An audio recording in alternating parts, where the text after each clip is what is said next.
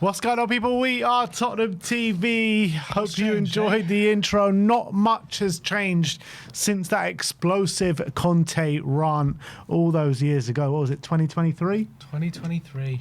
We're now sitting here in 2026. His closing words were, you can change the manager, but it won't change the situation. Exactly. In our case, you can change the CEO and it still won't change the situation. Words that have never rung more true at the moment at this football club. Exactly. And I think to this day, that is the best press conference anyone has ever given at this football club. Seriously. Quite unbelievable what's going on. But this brings us to the Cuti Romero situation, because Cuti Romero has gone full in on the board once again. I'd like to see how the way Thomas Frank dresses this one up in the press conference on Friday. You're going to have to ask Romero about it. Never saw it. Exactly. How many times can you keep going in on the powers that be at this football club and still have no punishment, which is just crazy. But look, I'm all for it. I'm, backing him to the fullest extent. I think it's powerful for someone like that, a club captain, to come out and keep saying these things. Let's get into what he actually said. So he decided to put an Instagram message out an hour or just under an hour after the window slammed shut yesterday. Interesting timing. Very interesting timing. And he said, great effort from all my teammates yesterday. They were incredible. I wanted to be available to help the team, even though I wasn't feeling well, especially since we only had 11 players available. Unbelievable, but true, and disgraceful. We'll keep showing up and taking responsibility to turn this around, working hard and staying together. All that's left is to thank you all for being there and for always supporting us, the fans. So that's what Cuti Romero had to say yesterday. Checking, because apparently there's people saying that quite a few players again liked it and stuff. So, is that again more evidence of a common feeling within the dressing room? Let's see who liked it, who commented on it. Can't see. Apparently, I read Conor Gallagher liked it, which is quite interesting, considering he's just joined the club. But yeah, look, it's not the first time, is it? Romero has said things publicly. Apparently, according to some Spanish native speakers, the word he used for disgraceful could be also meaning unfortunate. So there is some leeway there, I guess, in terms of what he's actually saying. But given that he put he put a facepalm emoji, didn't he? Mm-hmm. So I think that says it all, doesn't it? In terms of, if it was unfortunate, you don't use a facepalm, do you? What do you use? I don't know. Maybe you don't use any emoji, but you don't face palms. This is not good enough kind of thing. Like this is terrible kind of thing. Or face palm is like you saying we should be doing better. I guess you're very disappointed. Whereas unfortunate, you're kind of implying unlucky. Or the reality is, right, what says everything to me is the timing of the message. Forget the emojis, forget the language barrier and everything like that. If he wanted to say something like that in terms of, it's just unfortunate that we don't have enough players, you do that right after the game. You don't wait until the end of the transfer window to put that message out. The timing of the messaging was clear, and that, I think, is the most telling part of it. Yeah, and he definitely picks his times, doesn't he? 1 hour after Frank got appointed, he put out the message again, saying goodbye to everything is very calculated with Romero. It was just nothing's by chance. It was just after, what was it, the Chelsea game? He was complaining, but I guess that was, maybe you can say that was emotional, but I think it was just after, maybe the day after the Chelsea game. Now it's an hour after the window closed when we're in the midst of an injury crisis, and we've basically just sold one of our wingers when we went into the window saying we need to improve the front line, and we've left the window having decreased the front line by a player somehow. So that's also ridiculous. For me, there's obviously a point of view as captain of the football club. Should he keep this stuff internal? Should he keep this thing behind closed doors? If you've got something to say to the board and whatever, say it behind closed doors. Don't kind of publicly call out the people who are paying you your wages, and it makes Tottenham look even worse. And does it help the situation? I understand that way of thinking, but to be honest, this is Enix's own making. This is they reap what they sow when it comes to this situation. We are a clown show. We are a joke. The argument that Romero making these statements publicly is going to make Tottenham look like a joke is ridiculous, because we look like a joke from the outside. Nothing Romero can do can make us look more like a joke than we already are in the public stage right now. We are a mess. We've got directors of football leaving after 2 months after being appointed. We've got Johan Langer, planning 4 months for a transfer window and ending up having a bid rejected on day one and not moving forward for another player after that. We've got an injury crisis as one of the biggest injury crises I've ever seen. 8 long-term injuries right now in the squad, and we sign the one player we do sign is in the one position we have depth in. It's ridiculous the way this club is run. We are now 14th in the league, off the back of last season finishing 17th. We have a manager who plays horrendous football, and I don't think anyone truly believes is a right fit for this football club. We had £150 million investment, and we ended up having a net spend of 10 million or whatever it was in the transfer market in January. No big serious player wants to join us right now because of the state of the team, maybe who's managing, maybe how the history of the club, what's the ridicule we've been under. We are a joke. We think, and from the outside looking in, we want to give the perception that we're a big club, and in some ways we are a big club, but we are a big club in every way but on the pitch, essentially. And players look at that, people look at that, and the fact that people think Romero making a public statement and voicing his frustrations, which apparently seem to be the common opinion in the dressing room, is making things worse. I don't know how much worse it could get, to be honest. And ENIC have been running this club now for 20 plus years, over 20 years, nearly 25 years. 25 years, isn't it? 25 years. And they haven't changed their ways. There is no evidence that they're going to start putting football first, or they're going to start putting a strategy or a plan that's going to work, a good strategy or plan in place. And we were desperate. We were on our knees for improvements this window. They said going into this window they were going to show ambition. It was going to be different. £100 million investment going into the window. They've been planning for this window since September. All these noises, Johan Langer and whatever, Fabio, they had all these plans in place. Fabio delayed his departure from the club till after the window to get deals done. What has happened? Absolutely nothing. And the players are being run into the ground. All the blame is, going on them. People saying this squad is rubbish. Everyone, they're crap. All this kind of stuff. We're losing games and on dropping points left, right, and centre. They're trying their best to, drag ourselves back into games at times, but it's not enough. We don't have the subs to bring on because we only have 12, 13 players fit at the moment.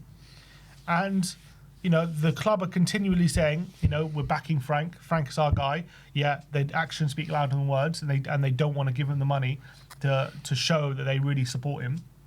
So the whole thing is an absolute mess. And I think if you're a player in that dressing room, especially someone like Romero, who's a winner, who has won big trophies in his career, knows what it's like to get over the line in big tournaments, captained his country at times. This is a man with unbelievable winner's mentality, and with that captain's armband now, I feel like he feels he has more responsibility for the players in the dressing room to be a voice for them. He is not going to stand for this. He's an emotional guy. Yeah, he can be a bit of a hothead, but I think he feels that responsibility to not just sit back and let all this stuff happen without saying and staying silent. And for me, I welcome it 100%, and I welcome that, to know how the players are feeling, what the voices are like in the dressing room, that they are not going to stand for what's going on at this football club at the moment. And I think Romero loves the club. I think he loves his teammates. I think he likes the fans. I think, he did sign a contract, maybe because a move wasn't available, but I also think he likes being here. I think he wants the best for Tottenham. And I think he's seeing what's going on. And the only thing he can do is, he can't ask the club to put more money. He can't make the signings, can he? All he can do is put pressure on the board and tell them that it's not good enough, and tell them publicly to shake things up a bit. and I'm all for it. Yeah, I have no doubt conversations I've had in the background as well. I feel like Cuti Romero, as much as I've had, my issues with Cuti in the past of, things that I've seen on the pitch, that's by the by at this point, At this moment in time, and in the previous statements that he has made on social media, when he has kind of insinuated stuff against the board, he is speaking for the fans right now, and he is speaking for the people that desperately care about this football club, that turn in, week out, spend their pretty pennies every single week, their hard-earned money following the team up and down the country, all across Europe, and that just see total dross week in, week out, that see a team that is on their last legs, that see a team that have 11 or 12 fit players, that see their top goal scorer from last season being sold on the 1st of January, not seeing him being replaced, not seeing the squad being replenished, seeing clear holes in the squad year in, year out, problems not being fixed, same problems creeping up on the squad every single year, nothing being fixed. Cuti Romero is one of the players that are inside that dressing room that are seeing this firsthand. We can all sit here as fans and sit back and hypothesize and talk about what we think is going on, but he's actually inside those four walls. He knows exactly what is going on behind the scenes, and he is saying it to you in black and white, what is going on. And you know what? Everyone's going to say, yeah, well, Cuti Romero signed that contract in the summer. So why did he sign that contract if he already knew what was going on? He's been promised things, and I don't think the club clearly have not kind of followed through on those promises. But then on the other side of it, I will say to Cuti Romero, he's been fooled. He's been fooled not once, not twice, but probably many times at this football club. And I don't know why he signed that contract in the summer. And he must be thinking the exact same thing. Are you saying, fool me once, shame on you, fool me twice, shame on me? Exactly. That's exactly what I'm saying for Cuti Romero, because he had these thoughts before the summer, before the trophy win, before he made these statements before, and he signed a contract on the back of those things. So, yeah, fine. The club made it promises, but he shouldn't have listened to those promises, and he shouldn't believe those promises. But it wasn't Levy, was it, at that point? So, from our point of view, we know it's still Enoch, and we know that Levy's gone. But for me, as much as there is a rebound, and yes, maybe the idea is for change and whatever, that it's still the same people running the club. But when he signed the contract, Levy was still there. Was he? Yeah, he was. You're right. Maybe he was told Levy was leaving. I don't know. I don't know what the conversations were had. What convinced him to sign the deal? Obviously, he was made. Obviously, he's our captain. After Sonny left, and maybe the promise of big investment and things are going to be changing, and those promises have been kept. But at the end of the day, do we want players that want to be? I think he does want to be here. But I think he's frustrated with the situation. Well, it's clear he wants to be here because he signed that contract. If he didn't want to be here, he wouldn't have signed the contract. That's the reality. Could have run it down. Could have easily run it down, and he was well within his rights to run it down. But the reality was he's been sold a pack of lies by this football club that they're going to show ambition, they're going to move the club forward, we're going to go up in the direction that he wants us to go in. The guy's a pure winner. That's the reality. The guy's a pure winner. He wants to be winning on the pitch. And I reckon Cuti Romero would take a bit lower wages if he knew that the club were going to be on the right path, and I think maybe he can get better wages elsewhere. But right now, I think he's locked into the club, and I don't think anyone's getting him out, because the club are gonna, we're gonna charge a hell of a lot of money to get Cuti Romero out of the club. What, he signed a 5-year deal or a 4-year deal? He ain't going anywhere anytime soon. I tell you that. Because unless he does an Isaac and completely forces his way out, refuses to come to training, unless that situation happens, he ain't leaving.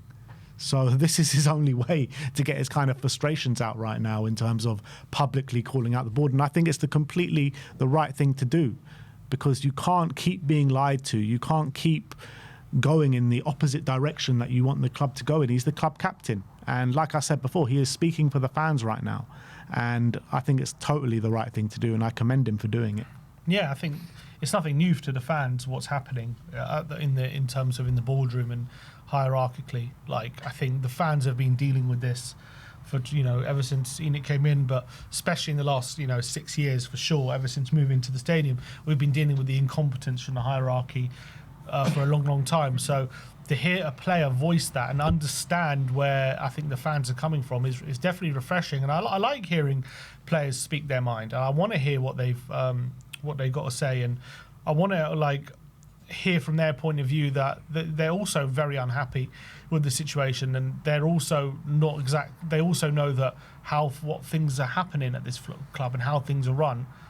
Like at the moment, we're being told patience and things are changing, all this kind of stuff, but it's all bullshit. We know it is. We've been told patience for over 20 years, and especially since going into the new stadium, we've been told it's all coming. We're going to be ambitious, all this kind of stuff. The reality is with ENIC, right? Everyone has their issues with ENIC, and obviously I completely understand it. But the club, since ENIC took over, the club were going on an upward trajectory up until that Poch sacking. That's when it changed, and that's when it started to go in a downward trajectory. And that was as far as they could take the club. They can't take the club any further. It's been going down and down and down until right now we have hit rock bottom, where we're talking about relegation battles 2 years running. 17th last season. We're 6 points above is it 6 points? 9 points above the relegation zone right now, which could have easily been 5. Or, Chelsea, West Ham were 2-0 up at half time. We were 2-0 down at half time. It could have easily been 5 on the back end. So I don't think we're going to get relegated. But to even have that as a thought or as a mention, when you look at the revenues that this club bring in, you look at the stadium we got, you look at the facilities we've got, relegation shouldn't even come into our thinking, never mind being talked about. It's ridiculous. And there's some obviously interesting stuff from Matt Law as well on Romero. Yeah, so Matt Law did an article today on Cuti Romero, and he said that one source has experience of working with Cuti, said on him speaking out a lot of late, says he must feel like promises have not been kept. He didn't join Tottenham as a rebel, so something must have caused him to go down that path. It's just something impossible that he would keep having to have a pop at the club if something hadn't happened in the background. And yeah, I've got no doubt about that. And I think that's probably the first thing that comes to your mind when Romero comes out like this, because you can't sign a contract in the summer and then call out the board twice in the next 6 months. That just doesn't make sense, right? Something has to have happened in the background. Surely promises were made in the summer, because we all know that he was thinking about leaving in the summer because of the direction of the club that was going in. Promises were, I'm certain in my mind that promises were made in the summer and the club are nowhere near following through on it. Just take this window as an example. We've been down to our bare bones, down on our knees. We've got players that can barely fill positions, and we get, like you said, a Conor Gallagher, which we're stocked in the midfield, not even the right profile that we needed in the midfield. We get a left back, a 19-year-old left back. We're all saying we need proven players to come in now. We get a 19-year-old left back. The very next day, apparently we're going for Andy Robertson. And even that we can't get through, which obviously there were reasons for that. And then apart from that, there's nothing. How can you sell for Brendan Johnson on the first day of the window? And he was obviously very close of everyone in the dressing room. He scored that goal in Bilbao, our top goal scorer last season. You sell him and you don't bring in a replacement at all. The whole thing is just a mess. Yeah, and I think it's not just that. I think that's obviously what he's most frustrated about at the moment, the injury crisis, and there's no help for the team. But I think ever since obviously winning that trophy in Bilbao, everyone was on a high, and he's obviously been convinced to sign the deal. And I thought obviously he started the season really well under Thomas Frank, but I think he's seeing the club appoint basically a mid-table manager who's playing mid-table football, who's basically playing with no ambition as well. And he's looking at the situation where the hierarchy have appointed this guy basically with who's not a very ambitious manager, it seems, in terms of how he wants to play the football. He's very risk averse, and we're now playing this kind of football where we're basically, the first thought is how can we not lose rather than how we can win, how can we stop the opposition and how we can be the protagonist. And I think that is not acceptable to a player like Romero, who wants to be a player on the front foot. He wants to be part of a team who's looking to win things, win big things, be the protagonist in lots of games. And I think you have this guy at the helm, then you've got a transfer strategy which seems completely muddled and completely absent, especially in this window. No planning.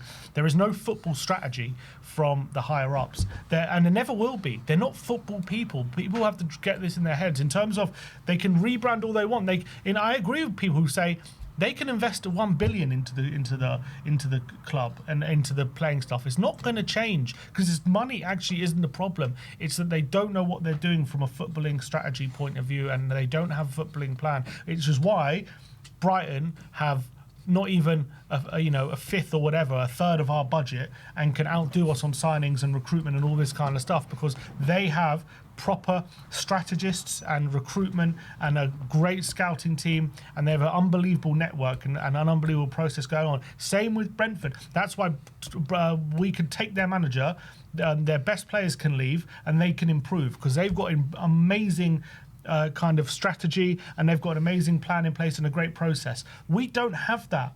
We're always looking for it. We're looking for people to give us that. Maybe Frank can come in and give us it. Maybe Ange can come in and give us it. Maybe Mourinho can come in and the process will be good and he can win us a trophy. Maybe Conte can come in because he's a winner. Just him being a winner will be enough to win us a trophy. We're always looking for someone external to come and sort the mess up of the hierarchy because they are pissing in the window. They don't know what they're doing from a footballing point of view. That's why they're always looking to employ people in the management department to try and sort it out by themselves, but that's never gonna work. You need processes in place from the top down, everyone on the same wavelength, and it needs to be an effective process. It's all good having a process, it has to be a good one, and it's all well and good them having all this PR about rebrands and all this kind of stuff, Vina and Lange and blah blah blah.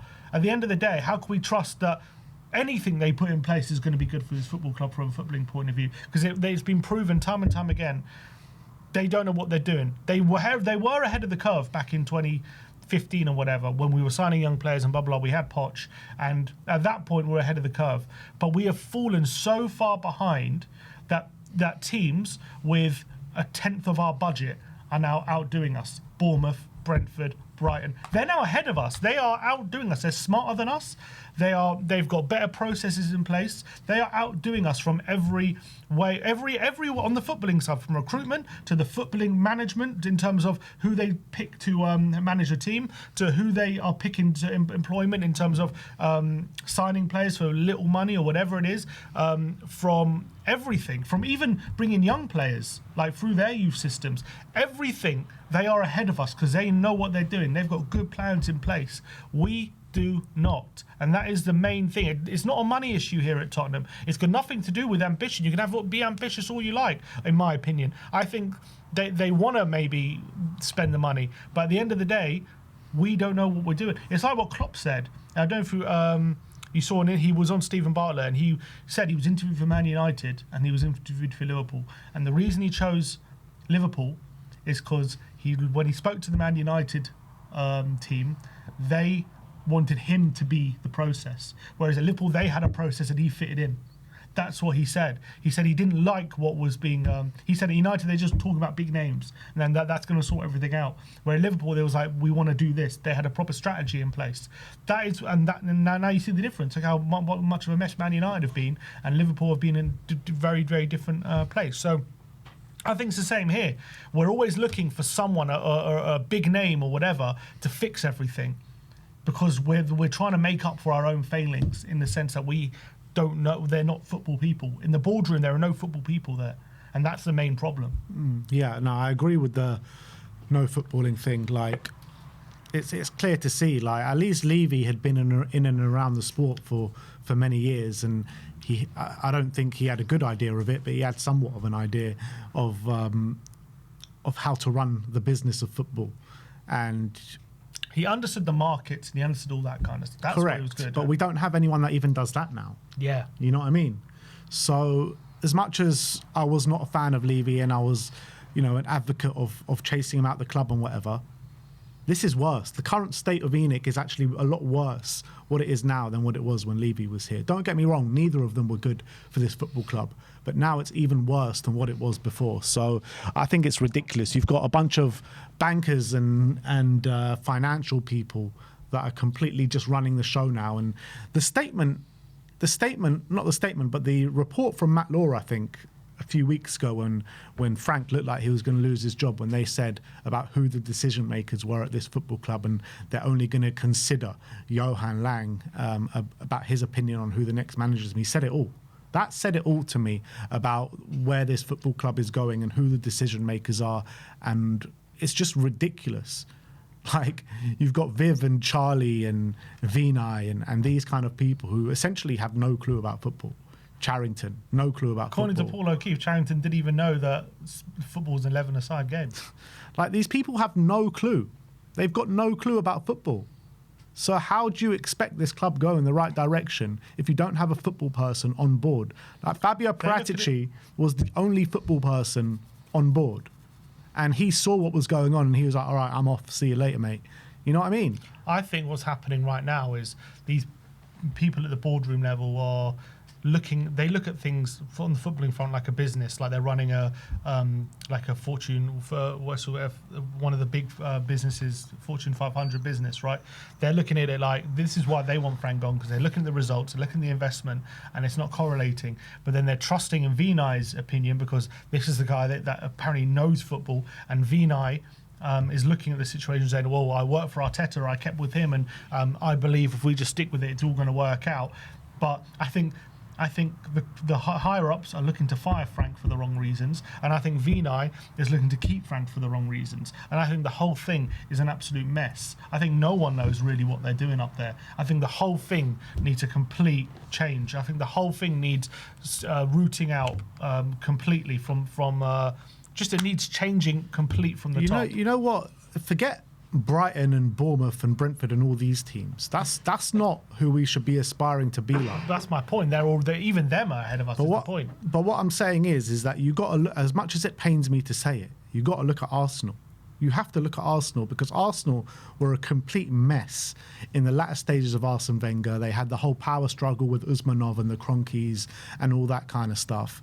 Arsene Wenger pretty much ran that club on his own. As I know he's the manager as well, but Daniel Levy was pretty much running the club on his own. As soon as Arsene Wenger left, they had no clue. They had no clue how to run the football club. Now it seems Daniel Levy has left. They've even got less of a clue how to run the football club. What happened then is Kroenkes got the stake over Usmanov, and then they brought the right people in every single situation. The recruitment got a hell of a lot better. They targeted each and every specific position and got the best player that they could get in each and every position, and gradually they built year after year after year after year. And that is the way a big club trying to get back to the top is supposed to do it. Arsenal did it perfectly. Yeah, they absolutely have. And they've invested a lot of money, but that's the thing. We've invested just as much as them.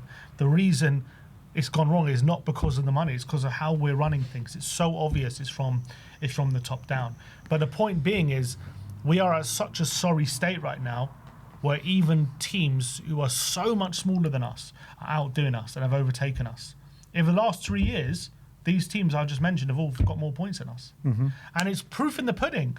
We've taken Brentford's manager and we've taken all their coaching staff, and they're still better, and they're better than us because their process is so much better. The whole thing is ridiculous. There needs to be mass change, and I don't think it is ever going to change until Enoch is gone. And I don't think it's even because Enoch evil. The thing is, though, like with those, sorry to interrupt, but the teams that you're saying are better than us, they're not actually better than us because I still think we've got better squads than them. They're outmaneuvering us in the markets. Yeah, you could say that, but I still think we've got better squads than them. Every single one of those teams that you're saying. Yeah, we might do. We might have better squads than them, but they're outmaneuvering us from a management point of view, from a recruitment point of view, from a scouting point of view, and from a footballing process point of view. Which is why we're going from philosophy to philosophy in terms of manager. We've got a horrible recruitment track record when it comes to signing players for like a bit under the market and whatever. A lot of them go wrong for us, and then especially when we decide to spend big money as well, a lot of those ones go wrong. In terms of in terms of the managers we're putting in place, there is no consistency. These clubs know what they're doing. They know what they want. It doesn't bother them if they have to sell a player. It doesn't bother them if they have to lose a manager because they know exactly what comes next. They've got a list of what is on the horizon. It's all about them having footballing people at the very centre of their processes. For us, we don't have that. We've got these business people running our club, and they have no idea what good football is, or what good looks like on a football pitch, or what they should be backing or what they shouldn't be. They maybe look at the results and say, that's good, that's bad, and that's it. They don't know what they're doing up there. They don't know, what's a good pressing system or what isn't. They don't know what's good defending, what isn't. They don't know if a attacker's providing a role without scoring goals and assisting, or if he's not. They don't know any of that. They're just looking at the manager and how many games he's winning and losing. That's fine. Maybe that's all they should be looking at in the sense of in terms of hiring and firing managers. But they don't know what they want. They just want a manager to come in and win games. That's all they want. And that mentality isn't going to get us anywhere where we want to be. Because you need to understand. That's what it's all about, knowing what you want to be and knowing how to implement it. That's what those clubs are outdoing us on, 100%. But when you're talking about the makeup of the squad and the players that we've got, I do think we've got better personnel than through the door, which that comes down to recruitment. Like, we are stronger than these clubs on the pitch. We haven't shown it last year. Obviously, we won the Europa League, but there was extenuating circumstances for that. This year, I think it's mainly down to the manager. Like, if we had a better manager in place, but that goes into everyone being in tune and everyone being in sync and knowing what you want to be. If we knew what we want to be right now, I think things would just be a hell of a lot better. But we don't know what we want to be. We don't know how to implement it. That's the problem. That is the big problem with this football club.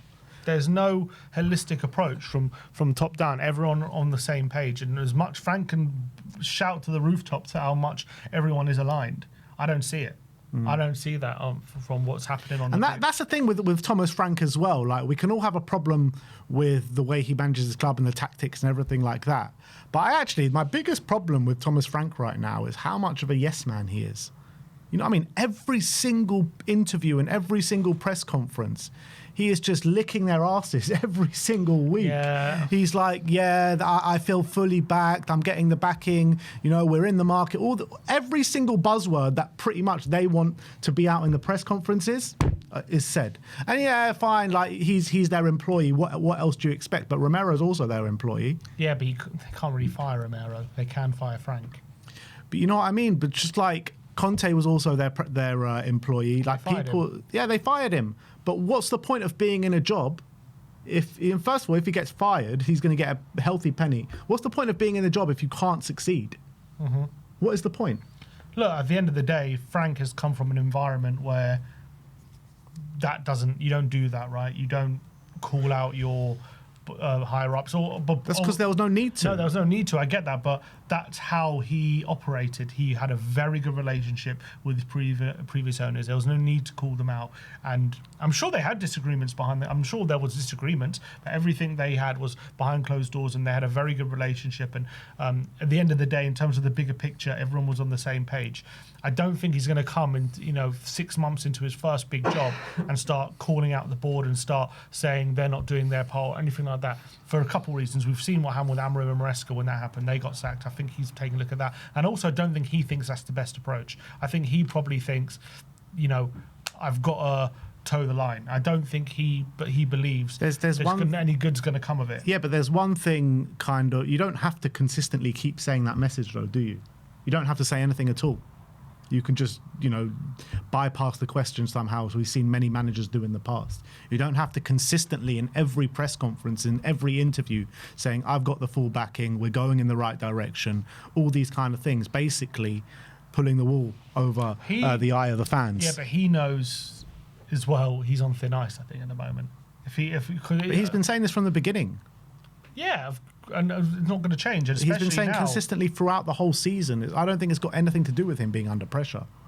I'm just saying, obviously, at the beginning of the season, he had a good window, so he's not going to say it then. Right now, come January, the results have been tanking, and he's on very, very thin ice. So he's not going to come out and say, the board have thrown me under the bus right now. That's what I'm saying, though. He doesn't have to say anything. He doesn't have to keep saying throughout the whole of the January transfer window. What should he say? That's what I'm saying. I just told you. I said he should just dodge the question then. Because how do you dodge it? If you ask directly, what are you going to get any transfers in? We'll see. That's what he ultimately says anyway at the end of it. But before that, he says, don't worry, the Lewis family are completely behind me. They're completely backing me in every facet. They want success at this football. Like, he goes deeper and deeper as the question goes. You know what I mean? He goes, yes, man. That's his personality. That's what I'm saying. Yeah, but I'm just saying that's probably part of the reason we brought him in. The Lewis family want success for this club as much as anyone else, as much as you guys do. Like, come on, that's just disrespecting us at this point. And not only say it once, fine, right at the beginning. My point is, I actually don't know if that's untrue. My problem with them isn't that they don't want the best for this football club, or that's what I was about to say. I don't think they're evil or they're like they just want profit or anything like that. Maybe that's partly is what their first aim is. My point is they might be ambitious. They might want to be challenging for the Premier League and Champions League. They might all want all this stuff. My point is they clearly have no idea how to get there. They have no idea how to operate from the higher echelons of a football club to actually get success. They are not footballing people, so they have no clue what they're doing. They can spend all the money they want. It won't make a difference because they don't have the experience or the know-how to kind of get those like marginal gains in a hierarchical system, to employ the right people to get Spurs where they want to be. There's no kind of plan or strategy from the top in place to get Tottenham challenging as a big club again, which is my point. I don't think... Surely Frank should know that, right? How do you know until he's in the job? He's in the job now. He's been in the job since the summer. Yeah, because he's employed to put it in place, basically. And that should not be the case. No, I agree. It shouldn't be the case. And we've just taken another coach from Brentford, a physio. Yeah. From Brentford. I mean... The more and more days pass, I think this club are just might even stick with him through the summer. We're taking more people from Brentford. Yeah, exactly. And it's funny because 2 years ago Brentford had their own injury crisis. They finished 16th, and so I don't know. Is there any evidence to suggest this Brentford physio is going to fix everything? I don't know. But yeah, my point is, I think the Lewis family. I'm sure they talk a good game, but whether they actually have the in terms of like the knowledge or the quality within themselves to know what they're doing to get Tottenham fighting back at the top, that's another question. I think clearly it looks like they don't at the moment. So they're not fit for purpose. Exactly. I think it's more incompetence than it is anything else from the higher ups. So look, I'm sure they want us to win the Premier League and Champions League. I just don't think they know what they're doing, to be honest. And I think they're employing the wrong people. There was another interesting thing from Matt Law, who said one source went as far as to say Romero has made himself the glue within the dressing room with his willingness to speak out and challenge authority. And also there was a part of the article from Matt Law that said during the Europa League run, Romero was known for his motivational speeches, and one source claimed that you could interpret some of those speeches as him pitting the players against the club. So, which is obviously, part and part what he said. Fast forward a month, he signs a contract. No, but before that, he said when Frank got appointed, he said, we won that trophy despite of problems that exist and will always exist. Mm-hmm. That's what he said. So, how do we? I mean, I said that we had this problem before, but. In terms of when we spoke about it last time, Romero spoke up. But if the players are pitting themselves against the club, that is such an awful situation to be in. Because as a club, the only way to deal with unhappy players is to sell them. You can't sell the whole team. But if the players are unhappy for the club, unhappy at the club, right, subconsciously is that seeping into the performances? And how can we change that without sacking them all and bringing a whole new fresh players? It's an impossible question. It's an impossible answer. Like, what do you do with that situation? All they can do is try and put processes in place, get the right people, sell up, or get something that is in place to take this club forward. Because if the club can be taken forward, if the club put the right processes in place, then the players will be on board with it. And then it can be a happy family again. But that is not the situation right now. They're not doing anything in that manner to go in the right direction. So the players are obviously going to get further and further away. So if that keeps happening, then players are just going to become more disgruntled and more disgruntled. But again, after Romero put out that statement, he signed a contract a month later. Mm-hmm. So after maybe promises were made. Yeah. So I don't know what the answer is, but I guess the only answer can be is for proper processes to be put into this football club so everyone's on the right track again. That is the only answer. We are such a mess. The players pitted against the boardroom, a manager no one believes in, a recruitment that's not fit for purpose, what were they doing for 4 months between the windows? Honestly, what were they doing? We got rejected by Semenyo on the first, even before January opened, we got rejected by Semenyo, and then that was it. We never moved for anyone else. It's like, was he our only player on the list? The whole thing. No, well, we knew it was on the list. Jan Diamande, Keenan Yildiz, just players that weren't attainable. But we must have known they weren't attainable from before the window opened. They're deluded, in the wise words of Danny Kyriak. It's ridiculous. They are absolutely deluded if they think they can get these kind of players through the door right now in the way that we are. It must have been one hell of a sell on Javi Simmons, I'll tell you that. Bloody hell, how did they get him through the door in the summer?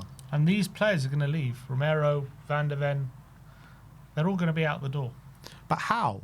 How is Romero going to be able to leave? And when is he going to leave? Because he's in a long contract. Yeah, if he keeps making these statements, they'll probably take a cut price deal. They'll probably be happy to see the back of him if he keeps speaking out. Well, I hope he keeps speaking out. He needs to keep speaking out because he is the voice of the fans right now, and he is doing God's work. And I can only say what a hero that guy is right now, because it's very rare that you get someone, particularly the club captain, to say what pretty much all the fan base or a large section of the fan base is feeling right now, and that's exactly what he's doing. But how do we as fans reconcile the fact that the players seem to be against the board, and how does that translate anything but bad results if that is the situation, even subconsciously, but we also as fans expect the players to also try 100% and give everything for the badge, and obviously do everything in their power to win games, but then they are frustrated at the board, which is probably seeping into their performances and results. But as fans, we understand that. So, but how do we reconcile those two things? Should we expect them to be unhappy and show that on, like, somehow that's it? Like, who do we blame if that kind of sentiment seeps into the dressing room, and now maybe even subconsciously there is a reason why performances and results are tanking due to this maybe feeling within the dressing room that we're not being supported by the higher ups. As a fan, should I be like, you're getting paid very well, you should always give 100%, or is there an understanding that, yeah, the board are throwing you under the bus and that negative feeling makes sense? I think it's a bit of both. I think what we have to expect from these players is to fight against it, to play for the badge and to play for the fans. They always mention, Kuti always mentions the fans, when he makes these statements. And I think when they go out there, they are fighting against the powers that be at this football club, and they are, playing for the fans, and we're trying to anyway, and playing for the badge. But ultimately, the bigger picture is always going to look bleak. And yeah, it's hard to completely answer that question, but we have to expect the players to go out there and give their all. They're professionals at the end of the day. I'm sure they don't go out there not giving their all, but it can be subconscious, can't it? Yeah. When there's a negative feeling within the dressing, especially, you can see the goal or whatever. I know we've been fighting back recently, but once, something goes against you and, your head can drop and whatever, and that negativity can just seep back into your mind, all that come flooding in with everything that's, if there's a common kind of feeling within that dressing room that there's big problems in the boardroom and stuff. Because in a way, it kind of only helps the hierarchy for winning games. Mm-hmm. You know what I mean? In a way. So, I don't know. It's hard to reconcile those two things without expecting that results are going to tank as long as there's this kind of feeling within the dressing room. Because how can they give it? Because they're ultimately, as much as they're accountable to us, they're also accountable to the hierarchy. And if they're not happy with how the hierarchy are running things. Look, what we're going through is a vicious cycle. That is what you call a vicious cycle. And there's no real answer to it. The only answers that can come from it are from the hierarchy and from the way they conduct themselves around this football club and take this football club forward. That is the only answer. We can't sit here and point fingers at players and managers anymore. It's all about the direction that this hierarchy are taking us in. That's the only conversation to be had. So we can all sit here and we can talk about, how do we fix this problem? There's no fix to this problem. There is no fix to this problem. The only fix is for them to get their asses in gear or sell up. That is the only fix. Right, but these players also they're employed by this football club as well, you know? Yeah. Like, paid good money. Yeah. So, should we expect them to let their frustrations boil over onto the pitch? In what way? In lack of, well, maybe the results we're getting, or, let's say... I don't think the results we're getting are because of that. Do you? I don't think the results we're getting is because of that. Not necessarily, but I think there could be... Like he said, we won the Europa League in spite of them. Yes, but people keep talking about the culture, the mentality, right, of this football club. And that's leading to the results. And they say it's a problem in the dressing room. Now, a lot of people put that down to, they're not winners, or they don't like the pressure and all this kind of stuff. And maybe it's more directed because of this hierarchy. Maybe that's the reason why there's this culture around the club, right? So my point is, how do we get rid of that culture while this hierarchy is still here and expect them? All right, but then do we blame the players for having this culture? No. You blame where it's come from, and until everything is put in place to make this club a successful club, then like I said, there's no answer to it. There is no answer. You can't just sit here and blame the players. We can't, because they're not getting the help. Yeah, it's a difficult one. It's difficult to wrap my head around. The whole thing is just a mess. The whole thing's a mess. And look, at the end of the day, as much you can be unhappy with Romero speaking up, and maybe you can be unhappy with the fact that he's the captain of this club. He represents the dressing room, whatever, and it makes us look worse publicly. But this is all Unix making. This is all down to them. This is all their work coming to a head when you've got a player willing to say something instead of just standing by and doing nothing, when everyone has pretty much done that within the club. Obviously, since before Conte, and then since then, now on the playing staff, only Romero's really talking up now. Danny Rose kind of said something as well, but now Romero's, as in being the captain, first ever captain to ever say something publicly about what's really going on. So... we're in the position we're in because of the hierarchy. So to say that Romero is, making us look like a clown show would be ridiculous, in my opinion. Like, we are a complete clown show before Romero said anything, and we're going to be a clown show after. Completely agree. How many years on? 5 years, 6 years on since making the Champions League final? 17th place, and it looks like it's going to be something similar this year. That should tell you everything that you need to know in the direction that this club is going in. So it paints a very bleak picture. Romero is like power to the people, you know what I mean? Romero is doing God's work. But there are some people saying, is he doing it so he could engineer a move for the summer? But I mean, everyone was saying that last summer. And then he signed a contract. If this club are going in the right direction, he was given lies that the club were going in the right direction, then fine, I'll stay at this club. I'll give them my future. Vinay said in the summer it was the best signing of the summer. Well, it was a top signing. It was a top signing, having to tie down Cuti Romero, but they had to tell them a lot of lies and deceit to get him there. That's the issue. You know what I mean? So Romero will stay if he thinks the club are going in the right direction, and if it carries on in the same way, I wouldn't even blame him for pulling at Alexander Isak. You know what I mean? Because someone with the ambition that he's got, a World Cup winner that wants to win on the football pitch, that's a pure winner. You see how he comes alive in these big games. Proper big game player, Cuti. Like, we need to match these players' ambitions, the good players that we have at this football club. Otherwise, it's all going to go to shit very, very soon. If it's not gone to shit already. Yeah. So we're at like a kind of sliding doors moment at this moment in time, because like we're doing shit in the league, we're out both cups, injury after injury after injury. Levy's gone, and it's just got worse. So they need to make a decision, and they need to make some sort of pathway to being better to being a more successful club, get back onto the path that we were before. Otherwise, everything's going to fall apart. The problem is, I actually think the sliding doors moment was in the summer. I think it might have gone already. I think we might be absolutely screwed. There's always a chance in football. No, I understand that. I think the real sliding doors moment to really change where we're heading was the summer. Levy went, maybe a new manager or stick with the manager, and there was a big chance to really accelerate forward after what was a disastrous league season, and actually change something, actual real change. I think and progress on and build on a good feeling of winning a cup.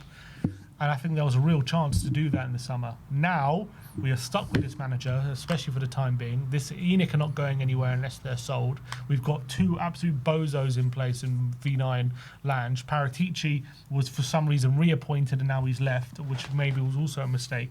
We've made so many mistakes since the summer, and it's not about player recruitment or anything like that. In terms of the players we actually signed, I don't mind the signings we have made.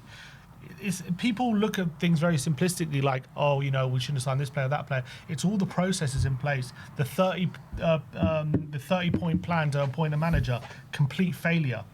The what manager we wanted, complete failure. The sporting, having Lange and Paratici as co-sporting director, complete failure. There's been so many failures since that very crucial moment in the summer, and that's proven to me. I mean, Daniel Levy leaving. And then what's happened after? Complete failure in terms of no one, in terms of going for one man having all control, making decisions, to now no one making any decisions.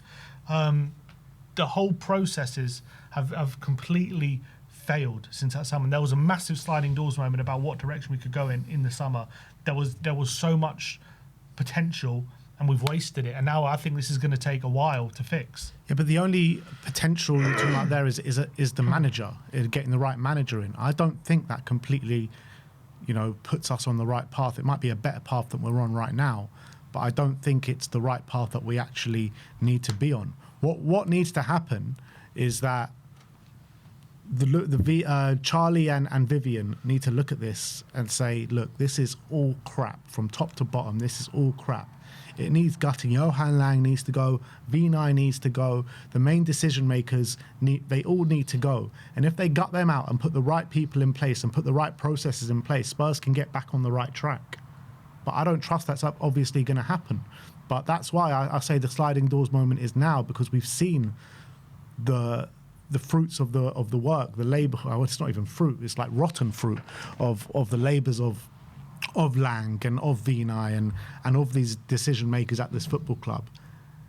And I think the sliding doors moment could be this summer, because if we don't gut it out this summer and get the right people in place, then Spurs are literally just going to keep going down and down and down and down. That's my point. Now, from this point where we are now, I think it's going to take a long time to really fix. I think we could have fixed a lot of those things or gone a long way to doing it in the summer when all these things were really changing and Levy left and whatever, and we won a trophy. A lot of that stuff could have really changed in the summer. I don't think we're in much bit of a different position. I think we are, because we're all saying the squad's in a better place than it was last season. That's my point. We're not. Forget that. That doesn't matter. It's from what's happened with the hierarchy and what we've done. Things can change very quickly in football, and the outlook of things can change very quickly in football. I tell you why it won't, and it can't. It's because they've made these decisions now that they did in the summer, and they're going to have the mentality of, oh, these changes might not change, might not, they might not reflect or might not show for X amount of time, and they're going to give it all that time to probably see if we can get going or whatever with all these processes and whatever they've changed, put in place. I think they're all wrong, right? But they've done it, and so they're going to give it time to flesh out, and I think it's going to do more and more damage. This is my point. It's now going to take years, because they're going to give it years to see whether it works or not. It's not going to work, and then it's going to be a complete restructure again in a few years' time, and we're going to be in a massive mess. I don't think this summer's anything's going to change. Yeah, I'm not saying it will, but I'm saying if it does, we can get on the right track again. My point is, we had that opportunity in the summer, and we wasted it. Every summer's an opportunity for it. Yeah, but last summer was the opportunity. Levy's gone. Levy left after the window. Okay, So- but I think they were clearly planning for it. There was opportunity there to really change things. And screwed it. Levy brought Vinay in. Levy brought Lang in. All these guys that are in place right now that are supposedly running this football club all came in under Daniel Levy. So now Levy's gone, and this summer coming up is the first summer without Levy. They've got an opportunity to gut them out. But I think they like the fact that Levy brought them in, because I think they think that Levy knew Well, that what he we was don't doing. know. That I we think don't so, know. because they wouldn't have allowed. Look, if they clearly planned for this Levy thing. I'm sorry, I don't think it was a surprise to them that they sacked Levy. It wasn't like a shock. I think they planned for it, and I think they wouldn't have allowed Levy to appoint all these people if they didn't want them in place. You know what I mean? So I think they're in place because they want them there, not because it was Levy's people. Well, I don't know. It's hard to actually say what's true and what's not. Right now, we're just nothing's factual, is it? So it's hard to say who actually brought who in, who wanted who here, who didn't That's want just who me, here. in my opinion. Yeah. Yeah, so it's hard to say that, but the reality is they can dress it up in that. Even if what you say is true, they can dress it up in that situation. They can see things are going terribly wrong. They can see the fan sentiment. They can see player disgruntlement. All I'm saying is there's a big opportunity come the end of this season to gut these people out and say, oh, well, they were Levy's guys. Let's move in the right direction now. I hope they do. And that is why I'm saying this summer is a sliding doors moment. Because if they keep on the same path and keep with these same people, then you would have been right. But yeah, we're in a fantastic situation, this football club. And it's hard to just sit here and watch it all play out in front of our eyes. It really is. What was it? 3 wins in the last calendar year or something at home in the Premier League? Like, it's just madness. We haven't won a league game yet, have we, in 2026? Have we not? I think so, have we? No, we When was the haven't. Palace game? That was our last league win, Yeah, wasn't that was it? December. Jesus Christ. We've won 2 in our last 15 league games against Palace and Brentford Yeah, since October. yeah.